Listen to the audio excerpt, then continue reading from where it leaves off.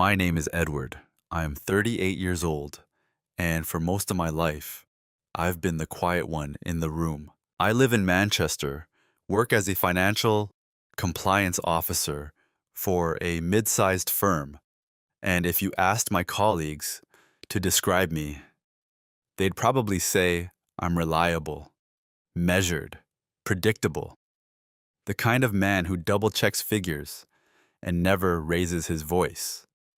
The kind of man you assume will always be there, but never at the center of anything. In my family, that description sharpened into something smaller. I was the middle child, not the brilliant eldest who inherited our father's charisma, not the charming youngest who inherited his affection.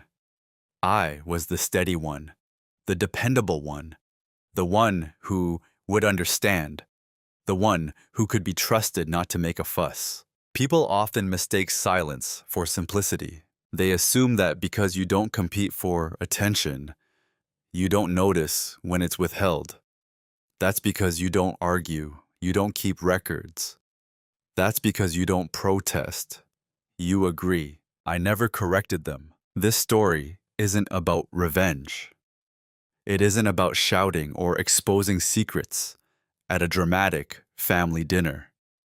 It's about something far quieter and far more revealing. My father once decided to run what he called a test. He faked his own kidnapping to see which of his children would actually pay the ransom. He believed dog money was the purest measure of loyalty.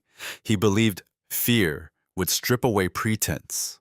He believed, I think, that he would finally see who loved him most. The game turned sour when he realized we were all too busy arguing over his will to even call the police. That's the headline version. It sounds almost absurd when you say it plainly. But what unfolded over the days that followed wasn't loud chaos. It was something colder, something more instructive. I learned things about my siblings that confirmed suspicions I'd carried quietly for years.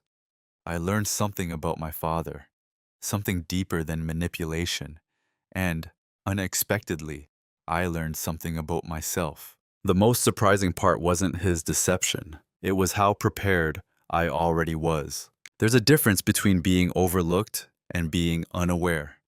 For most of my life, I was the former, never the latter. This is a story about roles, the ones families assign without discussion. It's about what happens when a patriarch tries to control the narrative one final time. And it's about what quiet observation can build, slowly, invisibly, over years. I won't exaggerate what happened. I won't dramatize it for effect. The truth is steady enough on its own. By the end of this, no one was screaming. No one was arrested. No fortunes magically changed hands overnight. But the balance of power in my family shifted permanently, and it shifted without me raising my voice even once. Have you ever noticed how the quietest person in the room often knows the most? If you asked my siblings who I was growing up, they wouldn't hesitate. Edward, he's the stable one. It always sounded like a compliment. And on the surface, it was. My older brother, Daniel, was the golden standard, articulate, ambitious, the first to leave Manchester for London. He worked in a private equity before he was 30. My younger sister, Chloe, had the kind of social intelligence that could turn strangers into allies within minutes. She married well, networked effortlessly, and could make even my father laugh in a way the rest of us couldn't. And then there was I, the dependable middle. At family dinners, I was the one who refilled glasses. When our mother was ill, years ago, I was the one who adjusted hospital schedules around my work. When paperwork needed reviewing, I was handed the folder without discussion. No one asked if I wanted to. It was simply assumed. Edward will handle it. That phrase followed me into adulthood, like a title I never applied for. I don't say this with bitterness. That's important. I wasn't abused. I wasn't neglected in any dramatic sense. We lived comfortably.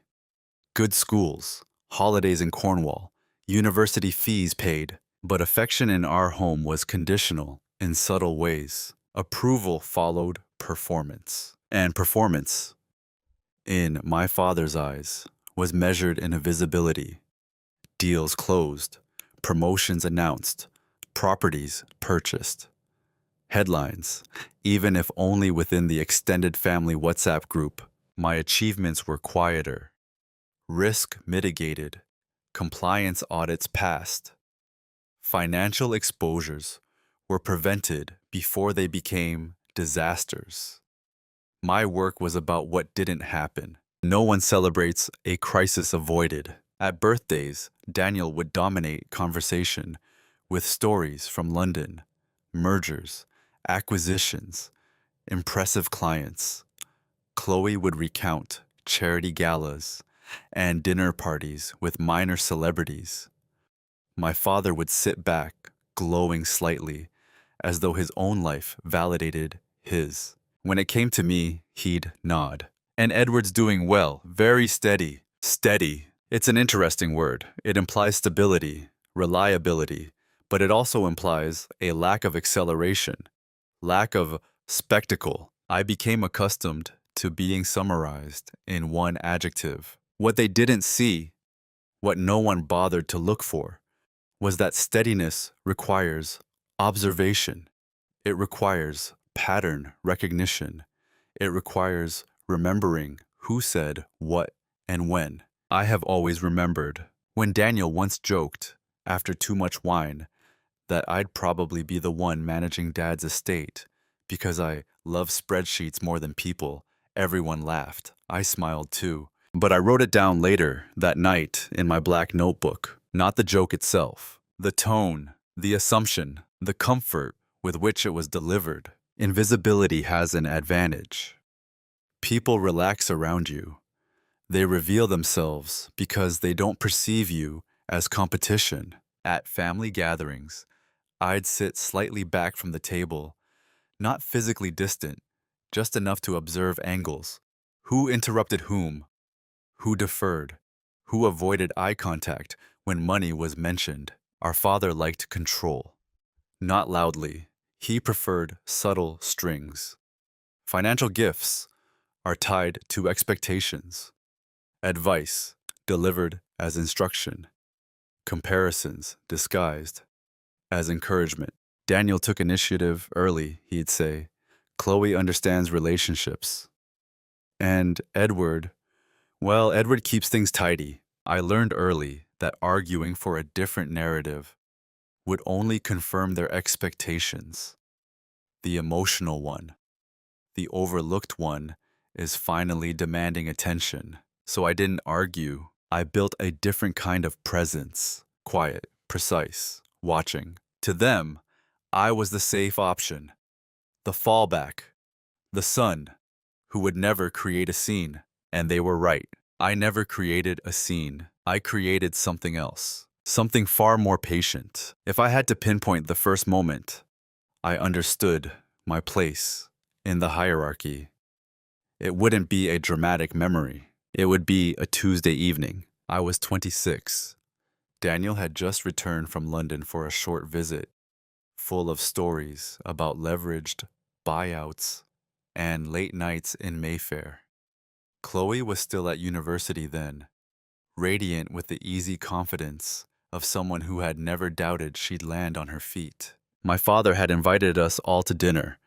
Not unusual. What was unusual was his tone when he asked me to come a bit earlier. I assumed he needed help setting up. When I arrived, he handed me a folder. "Just glance over this for me," he said casually. "Nothing major." It was a draft of an investment agreement. One of his friends was putting money into a small property development, and father had been asked to join.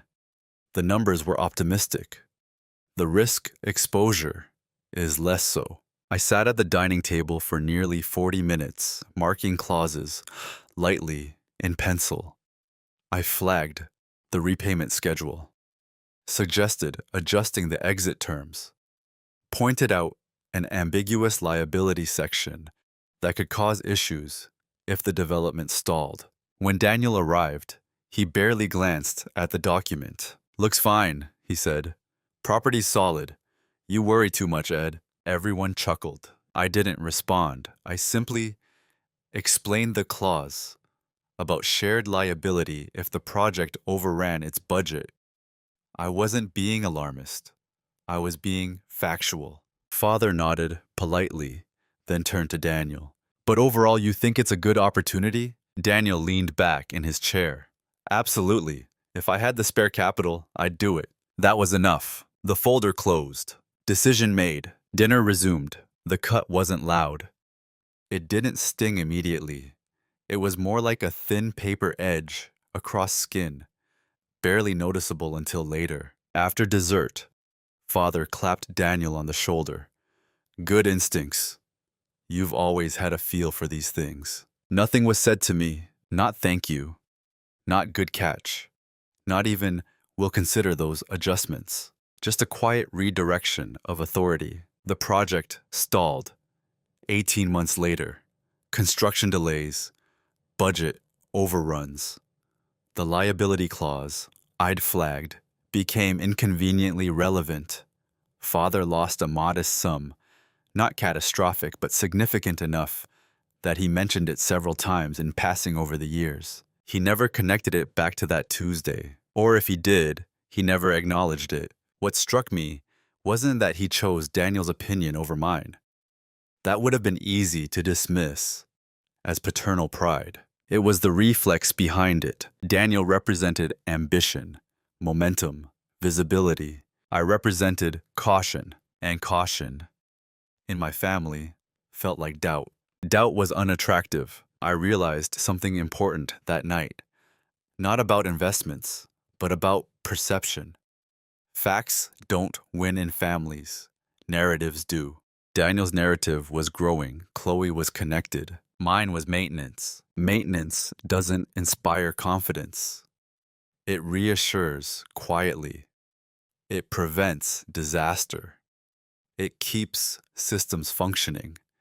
But it doesn't sparkle. When I drove home, I didn't feel angry. I felt clarified. I understood that my value, in their eyes, would always be conditional on convenience. Useful when paperwork needs review. Forgettable when decisions needed applause. I opened my black notebook before bed and wrote a single line. They prefer confidence over correctness. It wasn't resentment. It was data. And once you see a pattern once, you begin noticing it everywhere. At Christmas, when financial discussions surfaced again, Daniel's opinions were sought first. When Chloe suggested Father diversify into a charitable board position for social leverage, he listened carefully. When I mentioned liquidity risk in passing, the topic shifted. Small cuts. Each one is individually harmless, collectively instructive. No one else noticed them. Why would they? From the outside, we were a functional, even successful family. But something settled into me during that period. Not anger, not jealousy. Distance, the kind that allows you to observe without expecting validation. That Tuesday wasn't the moment I withdrew. It was the moment I stopped expecting to be heard. And that changes a person more than open conflict ever could. Once you stop expecting to be heard, something subtle happens. You begin to predict the silence before it arrives. After that Tuesday, the pattern repeated often enough that it no longer surprised me. At family gatherings, financial topics drifted toward Daniel. Social strategies gravitated to Chloe. And anything that required careful reading, fine print, or patient analysis quietly slid across the table toward me without ceremony. "Edward, could you just check this?" "Edward, you're good with details." "Edward won't mind." I didn't mind. That was the problem. When you don't resist, people assume comfort. They interpret your composure as agreement. They believe you accept the hierarchy because you belong there. The normalization didn't happen in one dramatic shift. It was gradual, organic, almost polite. At Father's 60th birthday dinner, he gave a speech about legacy, about what he'd built, about how proud he was, that Daniel had taken the family ambition to the next level. He praised Chloe for her exceptional ability to build meaningful networks. When it came to me, he smiled warmly. And Edward? Well, every family needs someone solid, someone dependable. Applause. I clapped too. No one noticed the distinction between being celebrated and being categorized. Later that evening, as plates were cleared, Daniel leaned toward me. You're lucky, you know. No pressure. You can just be. It wasn't malicious. That's what made it effective. I almost laughed. No pressure. Being the stable one carries its own weight. You become the emotional buffer, the one who absorbs tension, the one who smooths over disagreements because you're reasonable, the one who doesn't escalate. I rationalized it for years. Daniel works harder in visible arenas.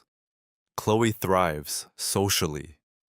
It makes sense that they get more recognition. I told myself that not needing applause was a strength, that internal validation was enough, and in many ways, it was. My career progressed steadily.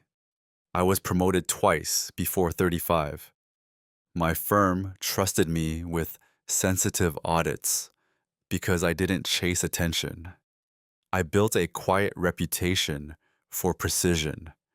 Clients requested me specifically when they wanted problems handled without drama. But family dynamics operate on older software. At Sunday lunches, I would watch the subtle choreography. Daniel interrupts mid-sentence. Chloe is redirecting conversations effortlessly. Father leaned toward it whichever child reflected the version of himself he admired most. I spoke less, not out of defeat, out of efficiency. There's a difference between choosing silence and defaulting to it. At that stage, I was still somewhere in between. I hadn't yet decided it was strategic. I simply stopped volunteering thoughts that required defense. When Mother passed away, peacefully, after a brief illness, the dynamic sharpened. She had been the quiet equalizer, the one who noticed when I was overlooked, the one who would ask, "And what do you think, Edward?" Without her, the room tilted more visibly toward performance. After the funeral, we sat in Father's living room discussing practicalities. Estate planning surfaced casually, as these conversations often do when mortality has brushed too close. Daniel joked about who would get the house. Chloe mentioned sentimental items. Father laughed, but didn't clarify. I watched, not because I was calculating, because I had learned that the most revealing moments happen when people assume you're not keeping track. Someone, I don't remember who, said, "Edward will probably sort the paperwork anyway." It was said with relief, as though my role had already been assigned, in a future none of us had fully acknowledged. That was when I understood something deeper. It wasn't just that they overlooked me. They relied on my remaining predictable, reliable, non-threatening, the stability that allowed everyone else to compete without consequence. And I had been complicit in maintaining that image. I told myself that family harmony mattered more than ego, that being underestimated was harmless, that I could live comfortably in the margins. What I didn't realize then was how much information I was gathering simply by standing there quietly. Information about money, about expectations, about entitlement, about who assumed what would one day be theirs. Disrespect, when subtle enough, becomes background noise. You stop reacting to it, you adapt to it, and adaptation, over time, becomes preparation. I wasn't angry, I was learning. They just didn't know it yet. There's a moment in every family where your role stops being temporary and becomes permanent. Not officially, not with a declaration, but with repetition. For me, that realization arrived one winter afternoon in Father's study. He had called all three of us over under the pretense of getting organized. Tax season was approaching. Some documents need reviewing. It was practical, routine, the kind of thing that required patience more than brilliance. Daniel arrived late, still on a call, speaking loudly about a deal closing. Chloe breezed in 10 minutes after him, apologizing lightly, carrying pastries. As if charm could substitute for punctuality, I was already there. Father handed me a thick stack of property statements and insurance policies without explanation. Just make sure everything's in order, he said. To Daniel, he posed questions about market timing.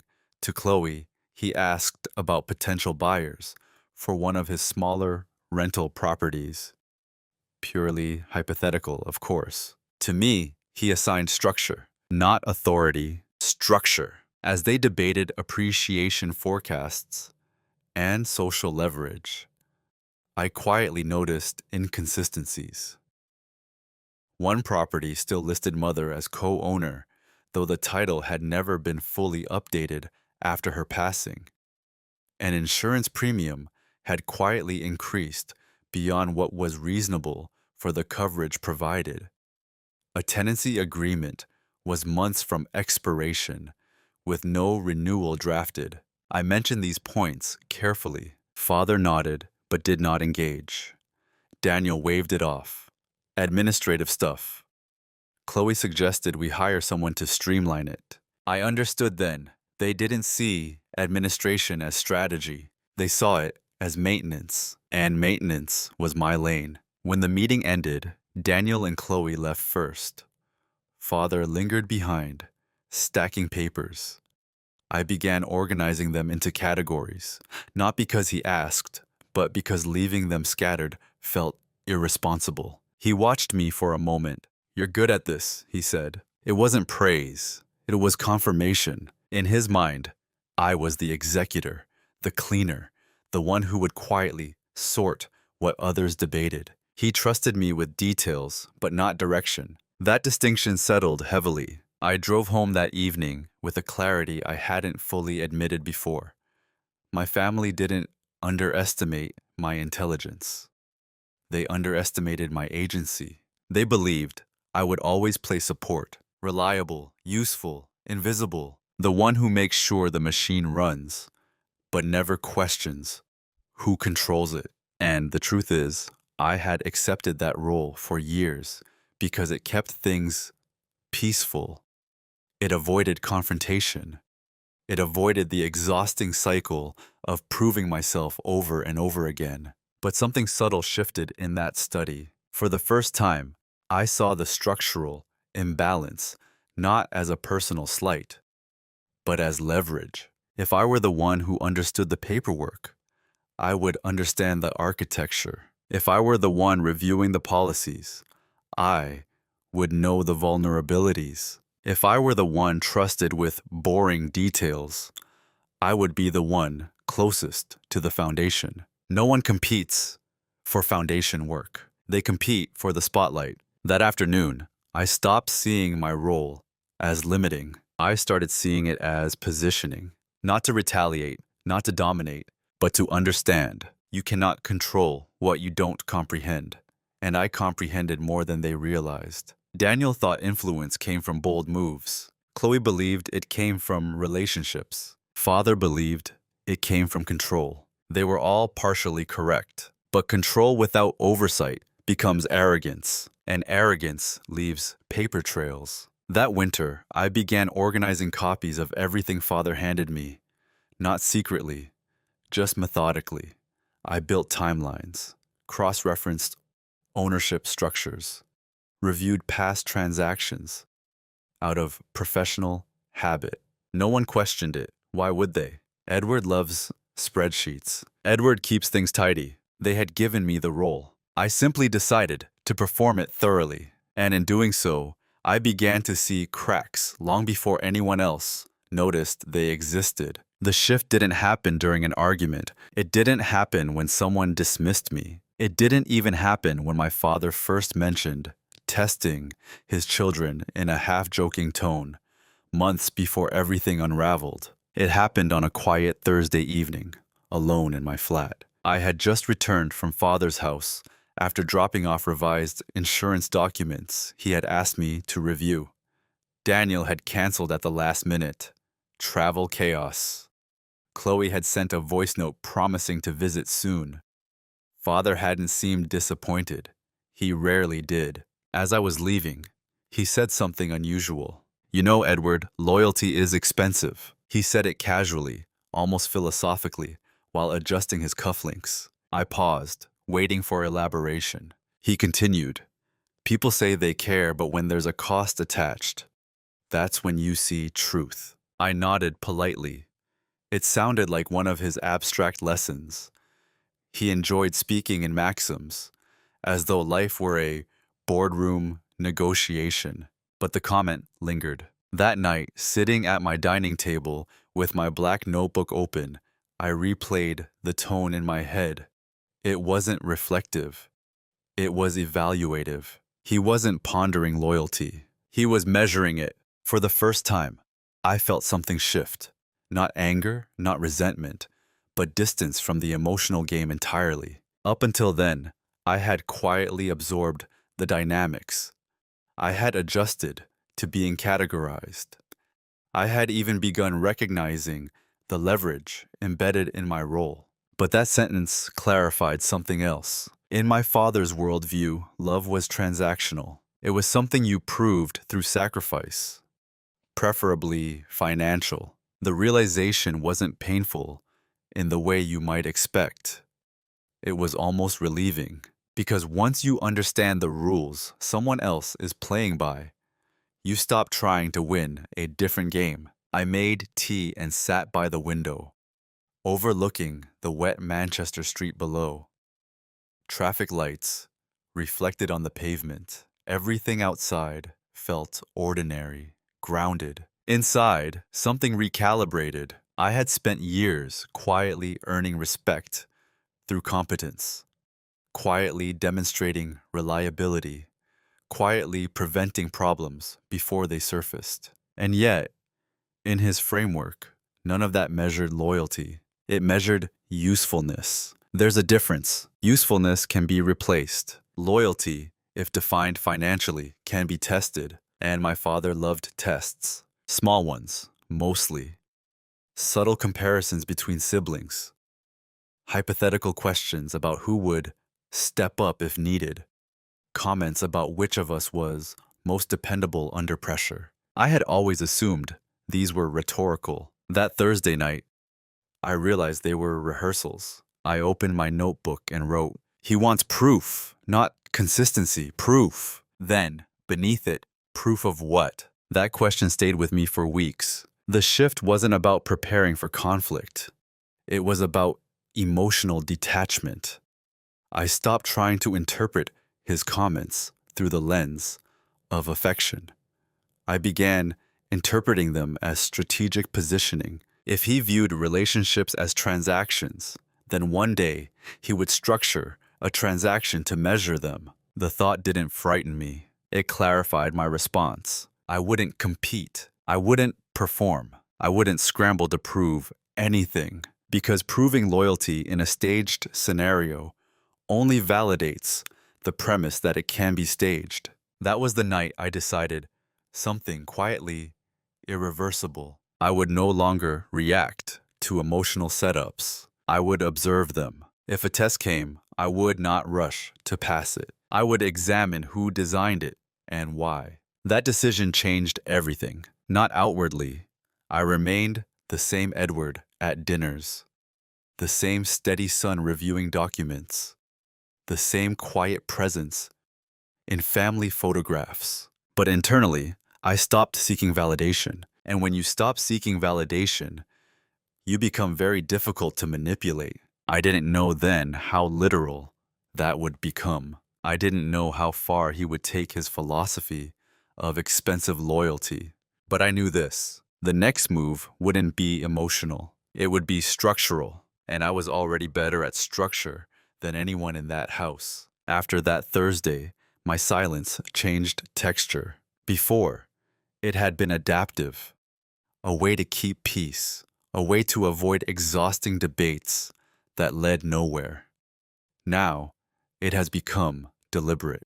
There's a difference between not speaking and choosing not to speak. At our next family lunch, I noticed how quickly Daniel filled the empty space, how Chloe instinctively redirected conversations toward opportunity, how Father observed both of them with quiet calculation, like a man evaluating investments rather than children. When Father mentioned rising insurance premiums on one of his rental properties, Daniel shrugged.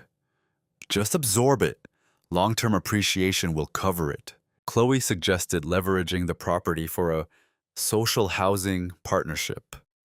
Good optics, she said. I knew the tenant had already filed 2 maintenance complaints that could escalate legally if ignored.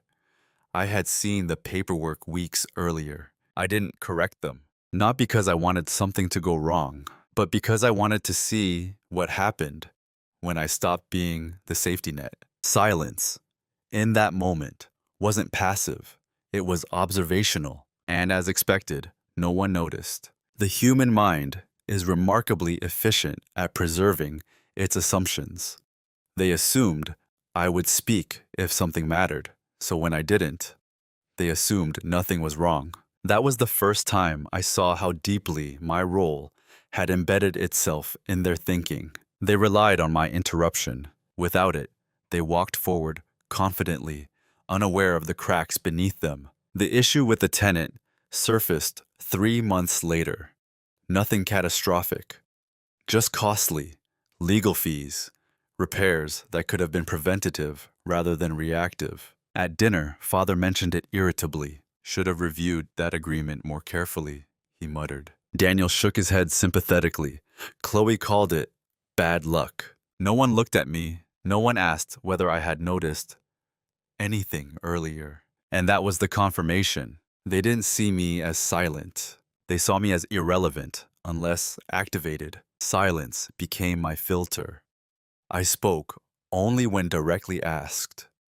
I answered precisely, without elaboration. I stopped volunteering solutions. Strangely, the less I said, the more they filled in the gaps with their own projections. Daniel interpreted my restraint as a lack of ambition. Chloe saw it as an emotional reserve. Father seemed to view it as quiet compliance. None of them considered the alternative that I was assessing. In my professional life, this approach was standard. You never reveal your full analysis until timing aligns. You document, you verify, you wait for the right procedural moment. Applying that discipline to family felt almost clinical at first, but it revealed something uncomfortable. Without my quiet corrections, small inefficiencies multiplied. Daniel overestimated projected returns on a joint investment he encouraged Father to make. Chloe connected him with a contractor whose fees were higher than market average because of reputation, minor decisions, each defensible on its own. But cumulatively, they shifted the financial balance in subtle ways. Father began expressing mild frustration more frequently. Things used to run smoother, he once said offhandedly. I held his gaze for a moment before responding calmly. They still can. He didn't ask what I meant. Silence unsettles people when they're accustomed to commentary. And yet, I never used it to embarrass anyone. I never pointed out patterns publicly.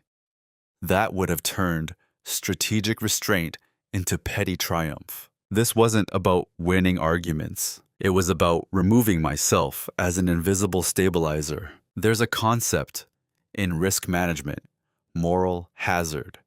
When someone takes greater risks because they know another party will absorb the consequences. For years, I had absorbed consequences quietly, corrected oversights before they surfaced, prevented escalation. When I stopped doing that without announcement, the ecosystem adjusted, not dramatically, but noticeably. Father began double-checking certain documents himself. Daniel grew slightly defensive when outcomes didn't align with projections. Chloe softened her certainty around new partnerships. They felt instability without identifying its source, and I remained composed. Because silence, when chosen, is not weakness, it's control over timing.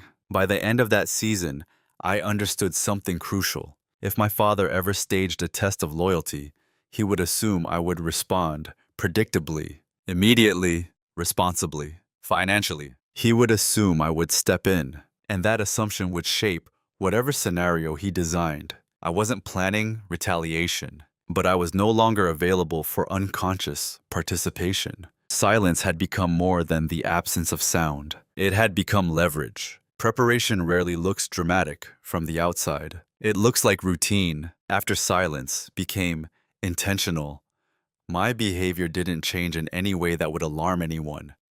I still attended lunches. I still reviewed documents when directly asked.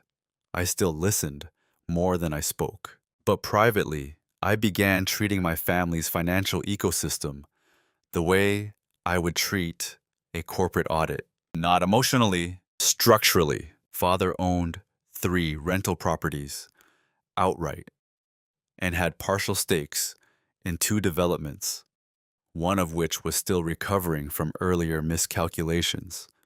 His will, last updated 5 years prior, divided assets evenly among the 3 of us, with Daniel named as executor and me listed as financial advisor to the estate. An interesting distinction. Daniel would oversee distribution. I would manage compliance. On paper, it looked balanced. In practice, it meant Daniel controlled the narrative while I handled liability. I requested a copy of the will under the guise of keeping records updated. Father obliged without hesitation. Why wouldn't he? Edward keeps things tidy. In my office at home, I created a simple timeline. Property acquisitions, loan maturities, insurance renewals, partnership agreements, and beneficiary designations. I cross-referenced those with public registry records. Nothing intrusive, just standard due diligence. Patterns emerged. 2 properties had fluctuating valuations tied to unstable development zones. One partnership agreement included a clause allowing the managing partner, not father, to delay dividend payouts indefinitely under certain market conditions.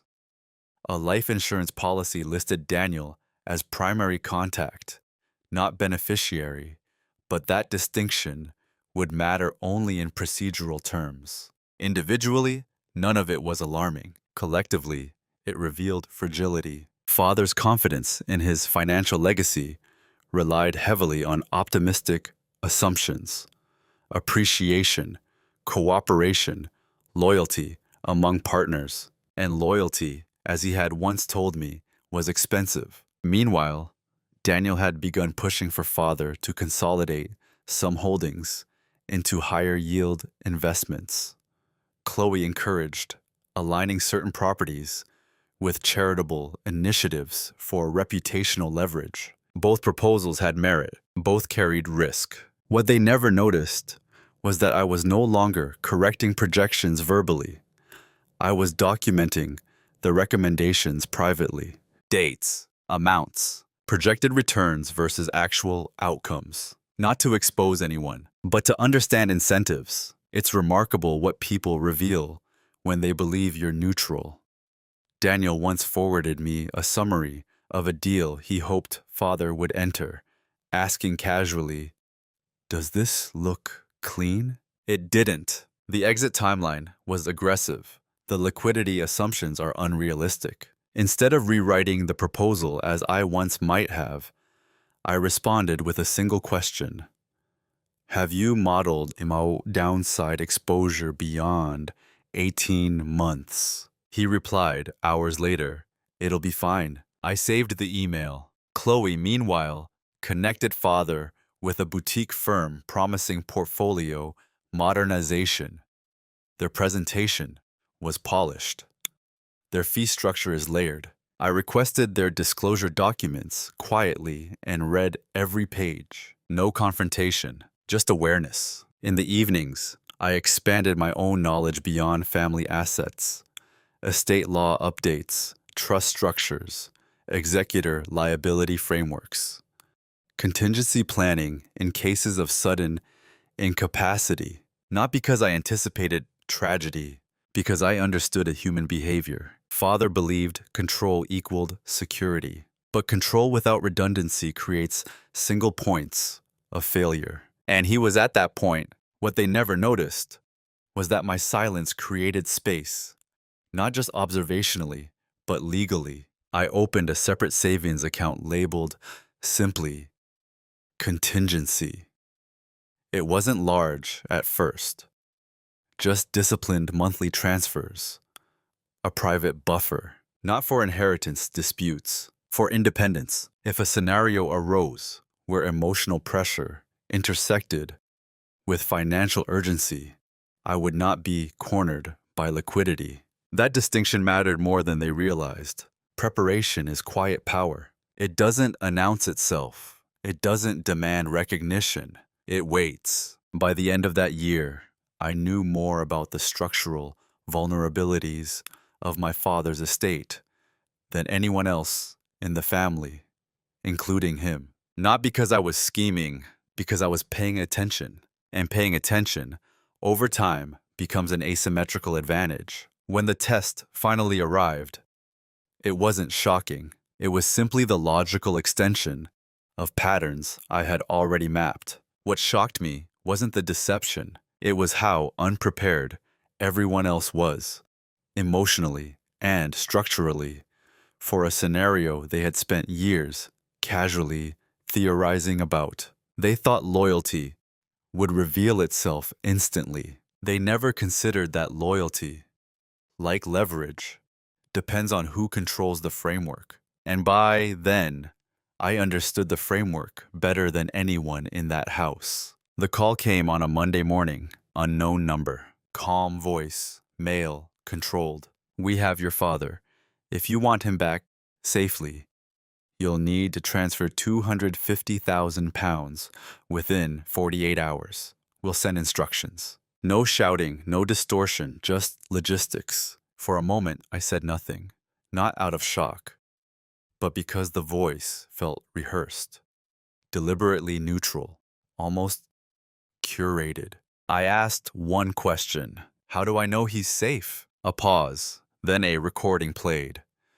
My father's voice, slightly strained, but unmistakable. Edward, just do what they say. The call ended. I didn't panic. I didn't call Daniel or Chloe immediately. I placed my phone on the kitchen counter and stood still. 48 hours, £250,000. It wasn't an impossible sum, not combined, but significant enough to sting, significant enough to measure willingness. Loyalty is expensive. The phrase resurfaced without emotion. I called Daniel first. He answered on the third ring.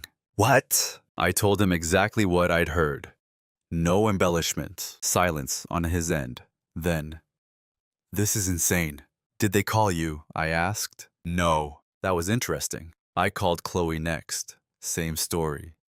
No contact from the kidnappers, which meant one of two things. Either I was the primary point of leverage, or I was the primary subject of the test. We agreed to meet at Father's house immediately. When I arrived, Daniel was already pacing in the living room. Chloe sat rigidly on the sofa, phone in hand. We replayed the recording together. Daniel frowned. It sounds like him, but what? Chloe asked. He hesitated. It sounds staged. I didn't comment. Instead, I asked, Should we call the police? That's when the conversation shifted. Daniel exhaled sharply. If this is real, involving the police could escalate it. Chloe nodded. We need to think strategically. Strategically, within 15 minutes. The discussion moved from fear to feasibility. How liquid are his accounts? Daniel asked. Who has signing authority? Chloe added. We sat around the dining table, the same one where investment agreements had once been waved away, now dissecting our father's net worth instead of his safety. I watched it happen in real time. No one reached for the phone to dial emergency services. No one said, nothing matters except getting him back. Instead, it became a calculus problem. Daniel calculated how much he could contribute without derailing a pending deal. Chloe suggested negotiating the amount. I mentioned that ransom payments often leave financial trails that complicate recovery.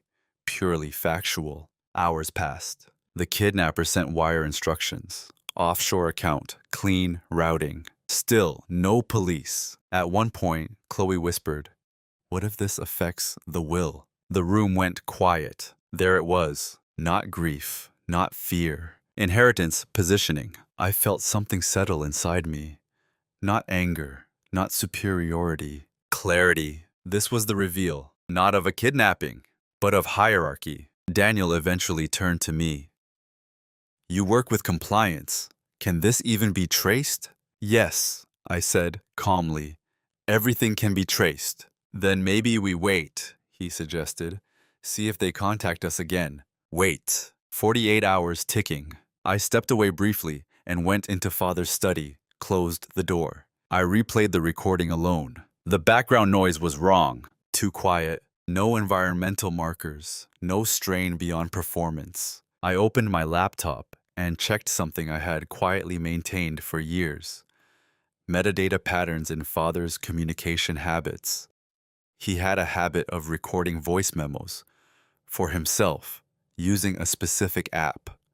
The compression signature was subtle but consistent.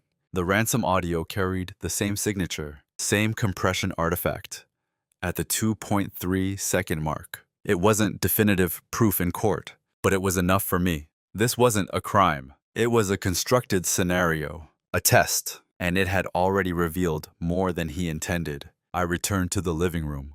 We shouldn't transfer anything yet, I said evenly. Daniel nodded quickly, relieved. Chloe agreed. No one argued to pay immediately. No one insisted on law enforcement. The game was already sour, though he didn't know it yet. Because whatever answer Father was expecting, immediate sacrifice, unified urgency, proof of devotion, he was instead receiving negotiation, delay, and quiet concern about estate implications. I didn't feel triumphant. I felt unsurprised. The private reveal wasn't that he staged it. It was that none of us reacted the way he believed we would, and I was the only one who understood exactly why. Once I knew it was staged, the situation stopped being urgent and started being structural. I didn't announce my conclusion. That was the first decision. If I told Daniel and Chloe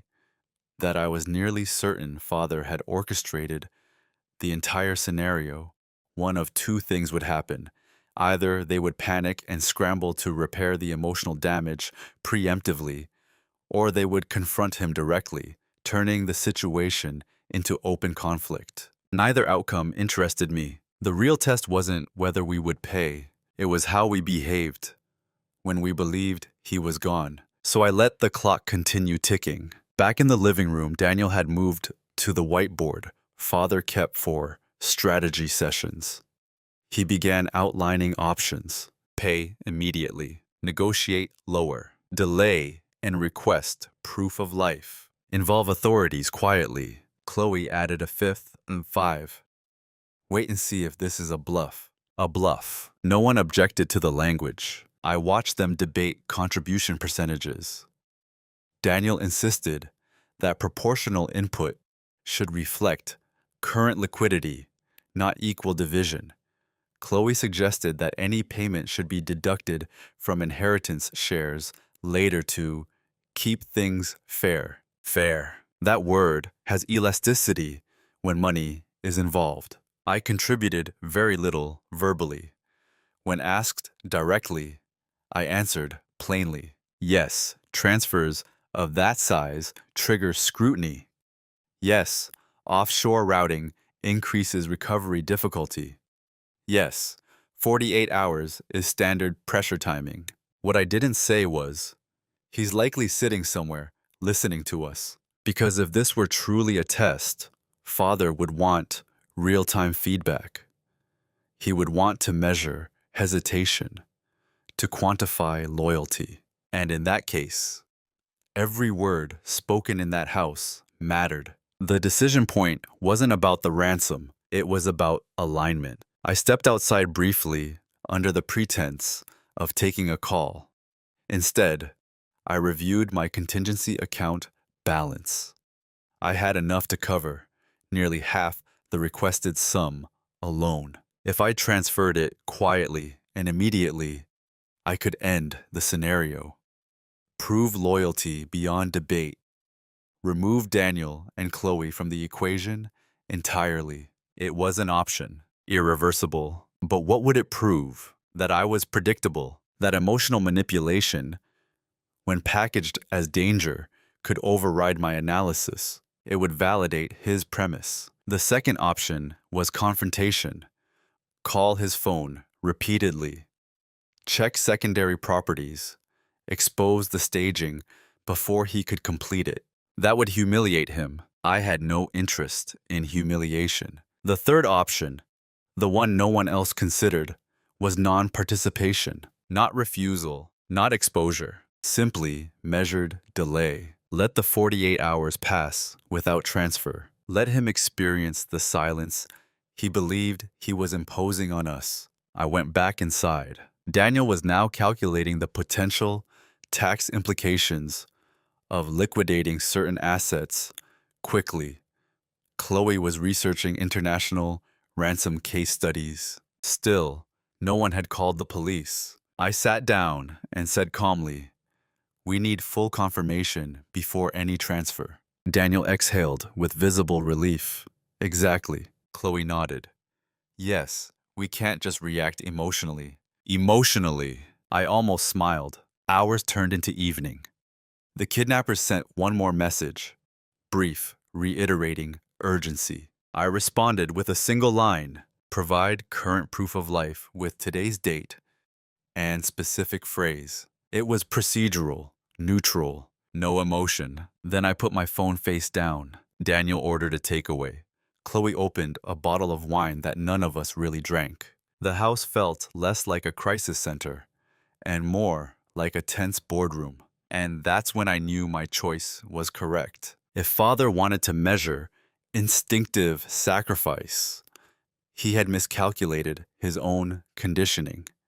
He had raised us in competition, in transaction, in comparison. He had framed loyalty as currency. Now he was discovering that currency is negotiated. The irreversible decision I made that night wasn't about money. It was about narrative. I would not perform devotion on demand. I would not rush to close a deal structured to evaluate me. I would let him sit with the possibility that his children were too busy calculating inheritance to panic over his disappearance. Because that possibility, true or not, would tell him more than any immediate transfer ever could. And unlike a ransom payment, that realization could not be refunded.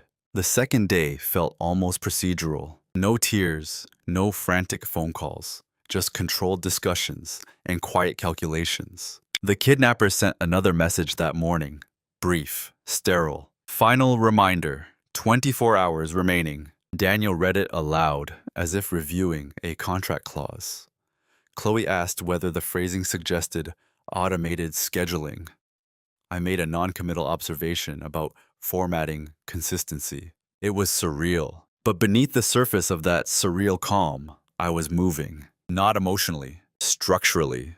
while Daniel and Chloe debated contribution ratios again, still hypothetically. I opened my laptop in father's study and logged into company's house. Public filings, directorship records, partnership disclosures. Nothing secret, just verification. If father had staged this, he would need distance from the performance. That meant either cooperation from someone he trusted implicitly or acting alone. I checked recent changes in his business filings. No unusual directorship shifts. No sudden asset transfers. No emergency liquidity movements in accounts I had partial visibility into. Interesting. If he expected us to pay, he hadn't prepared to receive it easily through legitimate channels, which meant he was relying on the illusion, not the mechanics. Meanwhile, Daniel floated an idea. What if we each commit to a third, but don't transfer until the final hour? Shows willingness without rushing. Chloe nodded. Yes, we demonstrate alignment. Demonstrate. The language of performance had fully replaced the language of fear. I asked one simple question. Are we aligned on not contacting authorities yet? They both agreed immediately, not because they were certain it was fake, but because involving outsiders complicates inheritance optics. No one said that explicitly. It was just understood. That silence spoke louder than panic ever could. While they discussed optics, I quietly did something else. I called father's private landline, the one installed years ago that he insisted was more secure. It rang 4 times before going to voicemail. The voicemail greeting was unchanged. I hung up and dialed again 15 minutes later. This time, it rang twice before cutting off. Subtle, but deliberate. Someone had been near the phone. I didn't mention it. Instead, I drafted a short message to the kidnappers. Funds prepared, awaiting updated verification. It was technically true. Funds were available, in aggregate, if we chose to act. The response came 2 hours later. A new recording. Father's voice again. Edward, this isn't a joke, please. The phrasing was wrong. He never used that tone with me. Not pleading, not deferential. It sounded like someone imagining how fear should sound. Daniel paled slightly, listening to it. Chloe swallowed hard. For a brief moment, real doubt entered the room. And that was the critical pivot. Because if I had spoken then, if I had said, this is staged, they might have clung to it emotionally. Relief masquerading as clarity. Instead, I stayed measured. We need today's newspaper in frame, I said calmly, or a live call. Procedural escalation, Daniel agreed. Chloe nodded. No transfer. By late evening, tension had shifted from fear of losing father to discomfort about our own hesitation. What if this is real and we're overthinking it? Chloe whispered. Daniel rubbed his temples. He always said, loyalty costs something.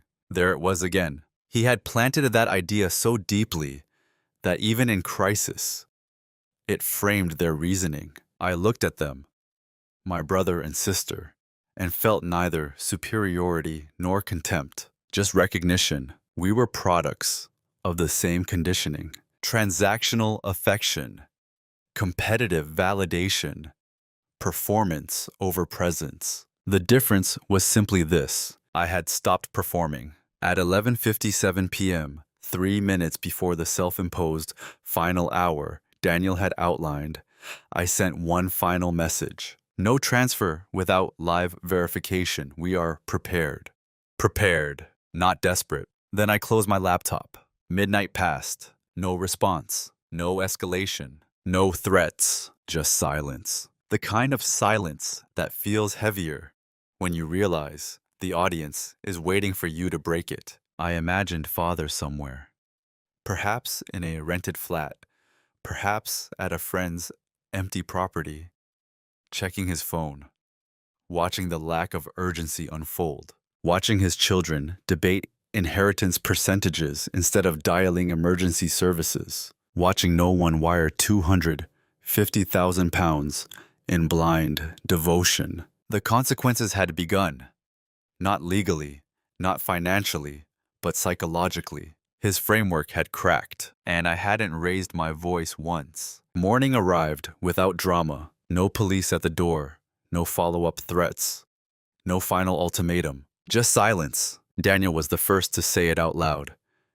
If this were real, they would have escalated. Chloe nodded slowly, staring at her untouched coffee. They wouldn't just disappear. No one needed to finish the sentence. We all understood what the silence implied. But acknowledgement is different from articulation. By noon, Daniel tried calling father's mobile again. It went straight to voicemail. Chloe attempted the landline. No answer. The absence of contact was beginning to shift from fear to irritation, not grief. I watched that transition carefully because this was where the real consequences started. Not for us, but for him. The house felt strange. Not tense anymore, just unsettled, as if we were actors who had stayed on stage after the audience left. Daniel paced less. Chloe checked her phone less frequently. The urgency had drained out of the room and left behind something heavier: embarrassment. What if he set this up? Chloe finally said, barely above a whisper. Daniel didn't respond immediately. He walked to the window, stared outside, then exhaled. He would, he said quietly. He absolutely would. There was no anger in his voice, just recognition. And that recognition carried weight. Because if he had staged it, if this entire ordeal had been a loyalty audit, then our behavior over the past 48 hours wasn't just hesitation. It was a mirror. We had negotiated. We had delayed. We had calculated inheritance offsets. We had chosen optics over instinct, and none of us had called the police. The realization didn't explode. It settled. Chloe sat back against the sofa. We should have at least reported it. Daniel rubbed his forehead. If it was fake, that would have been humiliating. There it was again. Humiliation. The emotion we were most concerned about wasn't fear of losing our father. It was the fear of looking foolish. I said very little. Instead, I observed how quickly the conversation turned defensive. We didn't know. He trained us to think this way. He always made everything transactional. No one accused anyone else, which was interesting. There was no sibling rivalry in that moment, just collective discomfort. Around 3 p.m., father's car pulled into the driveway. No dramatic reveal. No theatrical entrance. Just the familiar sound of tires on gravel. Daniel froze mid-sentence. Chloe's eyes widened. I remained seated. The front door opened, closed. Footsteps in the hallway. Then he appeared in the living room. Calm, composed, unharmed. No ropes, no bruises, no explanation yet. He looked at each of us carefully. Not as a father reunited with children, but as a man reviewing test results. No one ran toward him. No one embraced him. Daniel stood stiffly. Chloe crossed her arms subconsciously. I simply met his eyes. The silence in that room was more revealing than any ransom payment would have been. He had expected relief, perhaps tears, perhaps anger mixed with gratitude. What he received instead was an assessment. Are you all right? Chloe asked, finally, but her tone was measured.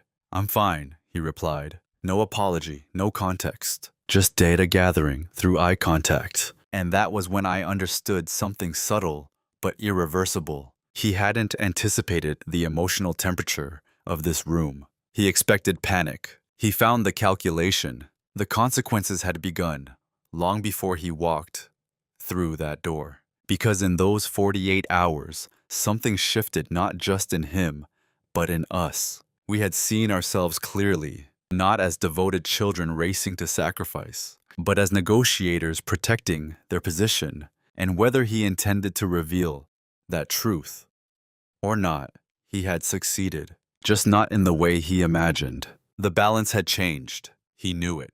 We knew it. No one said it yet. But the hierarchy in that house had cracked. Quietly, permanently, Father remained standing for several seconds after entering the room, as if waiting for something to happen. An embrace, a reprimand, relief. None came. Daniel was the first to speak. Where were you? Not, are you okay? Not, we were worried. Just a question.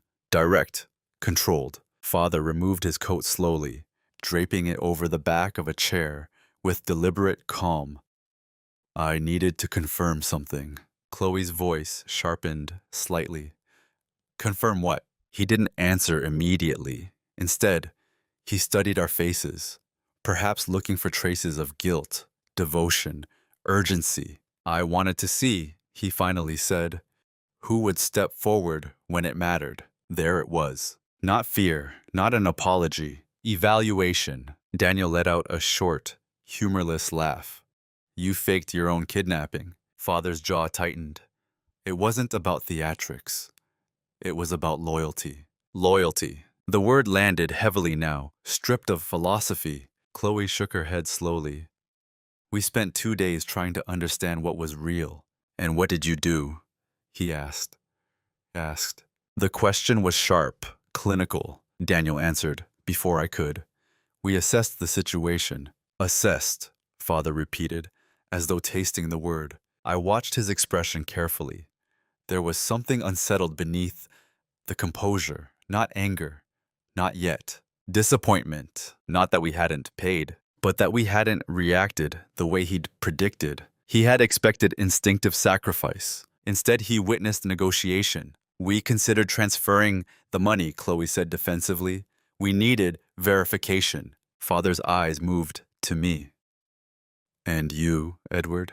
The room stilled. I didn't look away. I requested live proof, I said evenly, before committing funds. Funds, he repeated again. Not father, not life. Funds. His shoulders lowered slightly, almost imperceptibly.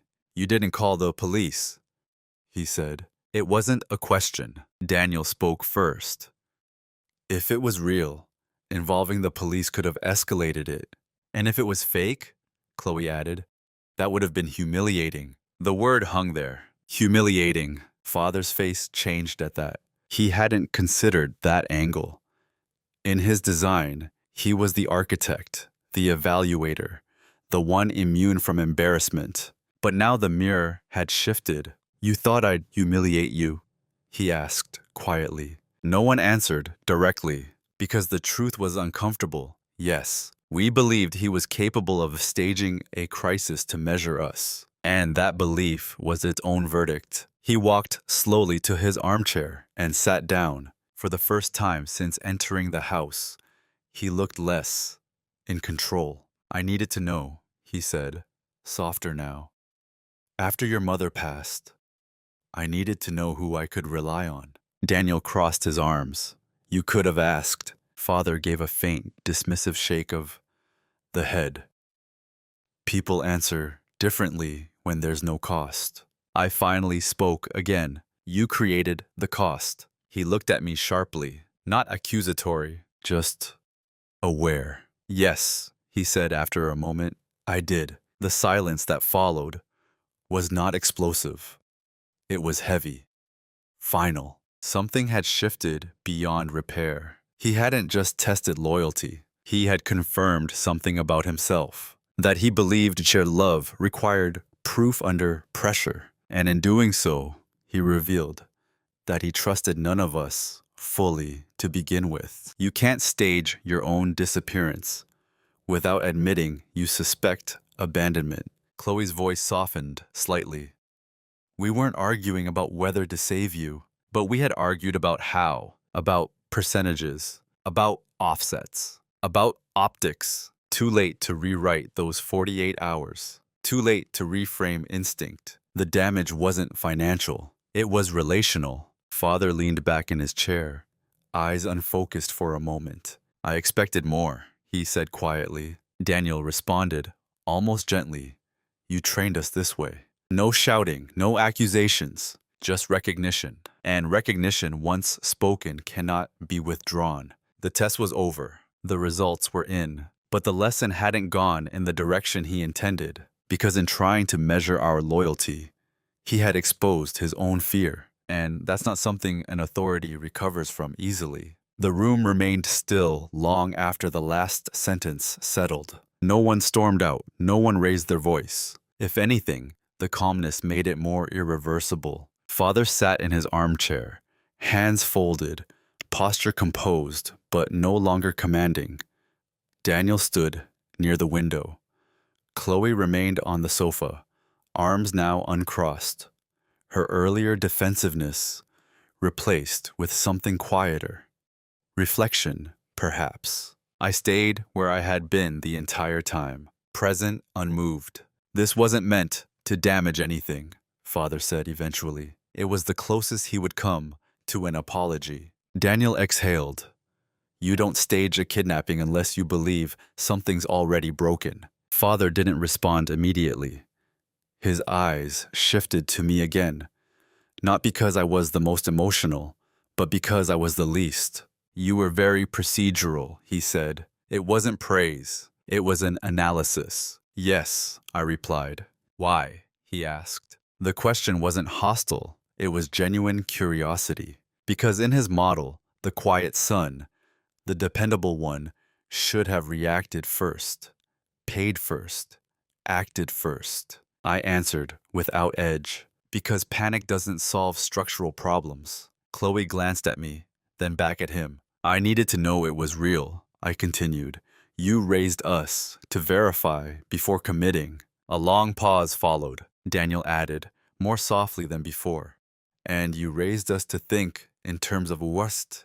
That was the first moment Father's composure truly shifted. Not dramatically, just a subtle loosening, like someone realizing the equation they designed had factored themselves into the loss column. I wanted certainty, he admitted. Certainty of what? Chloe asked.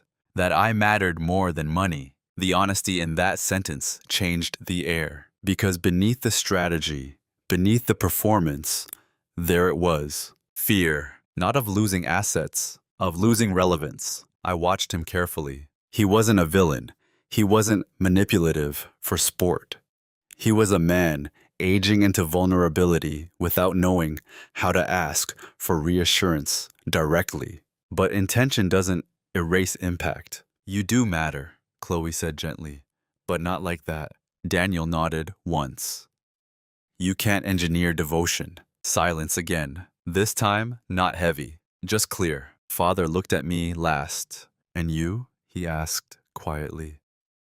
Do I matter to you? There was no accusation in his tone, only uncertainty. I didn't rush the answer. Yes, I said, but not as a transaction. His jaw tightened slightly, not defensively, but reflexively. You didn't pay, he observed. No, I agreed. And you didn't call the police. No. He waited for justification. I didn't offer one, because an explanation would turn it back into a negotiation. Instead, I said something simpler. I responded the way you trained me to respond. That was the confrontation. No raised voices, no accusations, just alignment between cause and effect. Daniel moved toward the door slowly. We need time, he said. Chloe stood as well, brushing invisible dust from her sleeves. This wasn't nothing. They weren't angry. They were recalibrating. Father remained seated. For the first time in my life, I saw him without positional authority, not diminished, just human. Control had been his language of security. Now, control had exposed his insecurity. As I prepared to leave, he spoke once more. I thought you would act differently. I paused at the doorway.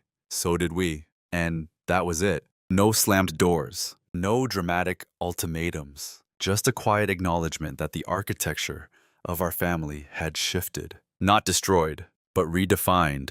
And once roles are seen clearly, they cannot return to their former shape. It's been over a year since that week. We still have Sunday lunches. We still sit at the same dining table, but the choreography has changed. Daniel speaks a little less confidently when projecting outcomes. Chloe asks more questions before endorsing new partnerships. Father no longer tests hypotheticals about loyalty or sacrifice. And I no longer sit slightly back from the table, not physically, positionally. The most significant shift wasn't external, it was internal. For most of my life, I believed quiet meant accommodating. That being steady meant absorbing imbalance. That maturity required tolerating subtle dismissals in the name of harmony. What I learned is that quiet, when chosen deliberately, is something else and so entirely. Its boundary. After the staged kidnapping, father updated his will, not dramatically. The assets are still divided equally. But the executor designation changed. He asked me to take the role, not because I demanded it, because, in his words, you understand structure without turning it into performance. I accepted, not as validation, as a responsibility, but with a condition: full transparency moving forward. No more engineered scenarios. No more loyalty experiments disguised as philosophy. He agreed. Our conversations now are different, less strategic, more direct. He once asked me, months after the incident, whether I had known it was staged. I suspected, I said. And you let it play out? Yes. He nodded slowly. I underestimated you, he admitted. It wasn't dramatic. It wasn't emotional. It was factual. And for the first time in my life, I didn't feel the need to soften that moment or deflect it, because I no longer needed to be seen as agreeable. I needed to be seen accurately. Daniel and I speak more openly now as well. The competitive undertone has faded.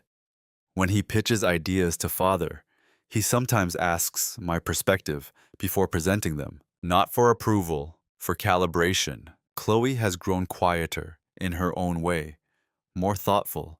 She once told me privately, I didn't like who I was during those 48 hours. Neither did I. But discomfort is clarifying. The truth is, the test didn't reveal that we didn't care. It revealed that we had internalized his framework. Transactional, calculated, cost-sensitive. He trained us to think like negotiators. We responded like negotiators. That's not cruelty. It's conditioning. Who I am now isn't someone triumphant over a failed patriarch. I'm someone who understands that invisibility can be a form of power if you choose it consciously. I still carry my black notebook, but I don't use it to record slights anymore. I use it to track alignment. When something feels off, I address it earlier, calmly, directly, not emotionally reactive, not strategically silent, intentional. The biggest difference? I no longer mistake being needed for being valued, and I no longer confuse loyalty with urgency. If another crisis emerged,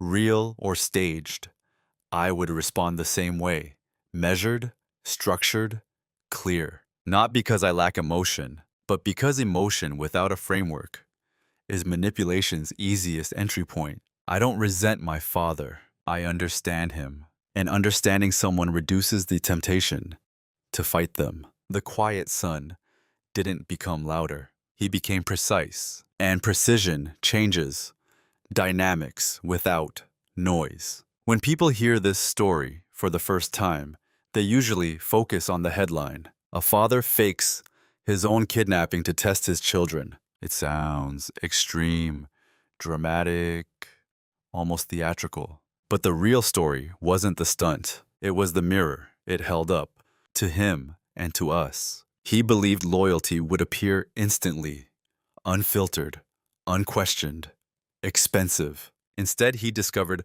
hesitation, negotiation, cost analysis. What he didn't realize was that he had spent decades shaping exactly that response. When you raise children in an environment where affection is tied to performance, where praise follows visible success, where comparisons are currency, don't be surprised when they approach crisis like a transaction. We didn't fail to love him. We responded in the language he taught us. And that's the part that changed everything. The lesson for me wasn't about money. It wasn't about inheritance. It wasn't even about trust. It was about identity. For years, I accepted the role of the steady one without questioning who assigned it. I allowed silence to be mistaken for passivity. I allowed reliability to replace visibility. But quiet doesn't mean powerless, and composure doesn't mean unaware. Sometimes the person who speaks the least has already calculated the most. The test failed in one sense. He didn't receive the dramatic proof of devotion he expected, but it succeeded in another. It forced honesty into a family that preferred performance. We no longer pretend loyalty is something you can invoice. We no longer confuse urgency with love. And I no longer wait to be recognized before I act it with clarity. If you've ever been the quiet one in your family, the reliable one, the steady one, you know how easy it is to be underestimated. But here's what I've learned. Being underestimated is only a weakness if you believe it. Otherwise, it's leverage. So I'll leave you with this. If someone in your life suddenly disappeared tomorrow, would your first instinct be fear or calculation? And more importantly, who taught you to respond that way?